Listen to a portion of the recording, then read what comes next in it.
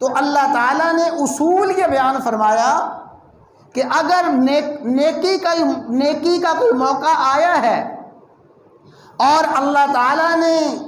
انسانی زندگی میں کوئی نیکی کا موقع نصیب فرما دیا ہے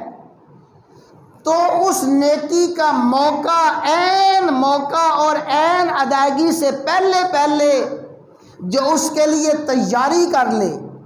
اس نیکی کے لیے، اس آنے والے عمل کے لیے اپنے آپ کو تیار کر لے، سمجھ لیں کہ ایسا شخص اس نیکی میں شریک ہے اور ایسا شخص اس نیک عمل میں شریک ہے۔ لیکن اگر کسی نے اس نیکی کے لیے تیاری نہیں کی، اس عمل کے لیے تیاری نہیں کی اور بغیر تیاری کیے اس نے وقت گزار دیا تو اللہ تعالیٰ کو یہ عمل اتنا ناپسند ہے کہ اللہ تعالیٰ اس نیکی سے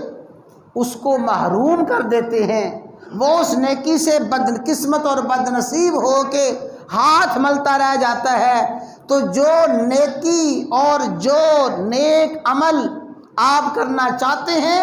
اس نیک عمل کے لیے پہلے سے تیاری کرنا، یہ اس نیک عمل کرنے کا ثبوت ہے اور اس نیک عمل میں شامل ہونے کا ثبوت ہے۔